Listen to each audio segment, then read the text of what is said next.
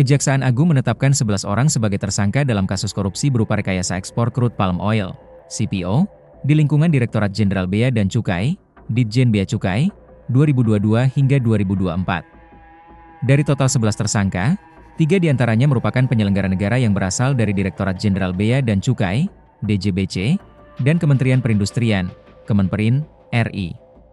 3 tersangka penyelenggara negara itu yakni, 1.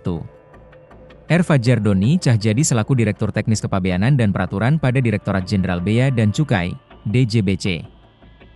2. Lila Harsyah Bahtiar, LHB, selaku Kasubdit Industri Hasil Perkebunan Non-Pangan dan Fungsional Analis Kebijakan dan Pembina Industri Ahli Madya pada Direktorat Industri Hasil Hutan Kementerian Perindustrian Republik Indonesia. 3. Muhammad Zulfikar, MZ, selaku Kepala Seksi Penyuluhan dan Layanan Informasi Kepabeanan Bea dan Cukai, KPBC, Pekanbaru. Direktur Penyidikan pada Jampitsus Kejagung Syarif Sulaiman Nahdi menjelaskan, dalam proses penyidikan, pihaknya menemukan adanya penyimpangan pelaksanaan ekspor CPO berupa rekayasa klasifikasi komoditas minyak sawit yang akan diekspor.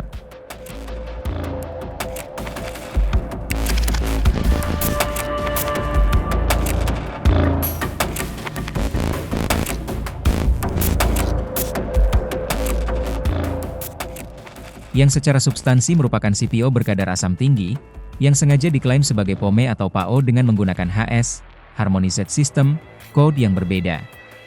Di mana HS Code ini diperuntukkan bagi residu atau limbah padat dari CPO, kata Syarif dalam jumpa pers di Gedung Jampitsus Kejagung, Selasa 10 Februari 2026. Hal itu dilakukan para tersangka untuk menghindari pengendalian ekspor CPO yang telah ditentukan oleh pemerintah Republik Indonesia.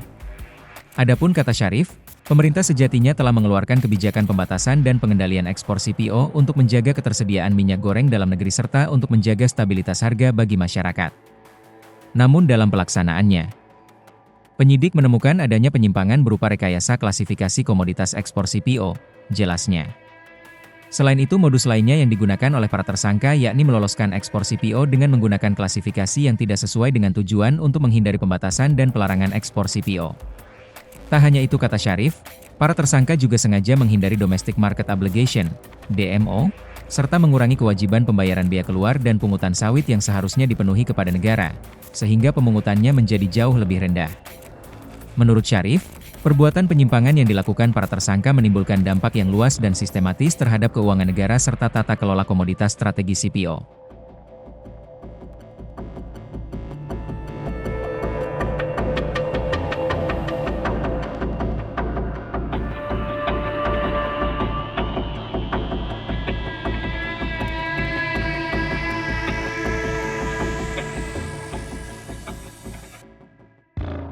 Kejaksaan Agung, Kejagung, membeberkan konstruksi perkara terkait kasus dugaan korupsi rekayasa ekspor crude palm oil, CPO, yang disamarkan menjadi limbah sawit atau palm oil meal effluent, POME. Adapun dalam perkara ini total ada 11 tersangka yang ditetapkan. Direktur Penyidikan Jampitsus Kejagung, Syarif Sulaiman Nahdi mengatakan rentang dugaan korupsi dilakukan selama 4 tahun dari 2020 hingga 2024. Dalam kurun waktu tersebut, pemerintah membuat kebijakan terkait pembatasan ekspor CPO demi mencukupi kebutuhan dalam negeri dan mengendalikan stabilitas harga. Jadi kebijakan tersebut dilaksanakan melalui mekanisme Domestic Market Obligation, DMO, di mana produsen yang akan mengekspor CPO harus menyisihkan atau memprioritaskan beberapa persen produknya harus dijual di dalam negeri, katanya dalam konferensi pers di Gedung Kejagung, Jakarta, Selasa 10 Februari 2026. Syarif mengatakan kebijakan ini menjadikan pemerintah menganggap CPO sebagai komoditas strategis nasional.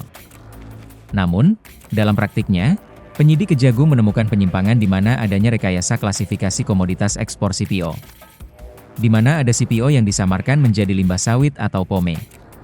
Di mana HS Code ini diperuntukkan bagi residu atau limbah padat dari CPO. Rekayasa klasifikasi tersebut tujuannya untuk menghindari pengendalian ekspor CPO, ujarnya. Modus selanjutnya yang dilakukan para tersangka yakni meloloskan ekspor CPO dengan menggunakan klasifikasi yang tidak sesuai demi menghindari pelarangan ekspor, DMO, dan mengurangi kewajiban biaya ekspor dan pungutan. Syarif mengatakan demi memuluskan praktik ini, para produsen memberikan feedback berupa imbalan kepada oknum pejabat terkait. Dia menjelaskan praktik ini membuat negara mengalami kerugian. Namun terkait jumlah pastinya, masih dihitung oleh auditor. Kendati demikian, Kasus dugaan korupsi ini ditaksir membuat negara mengalami kerugian mencapai Rp1014 triliun. Itu baru kerugian negara dan belum merupakan potensi kerugian perekonomian negara yang sekarang sedang dihitung juga, ujarnya. Tribun X menghadirkan lokal menjadi Indonesia.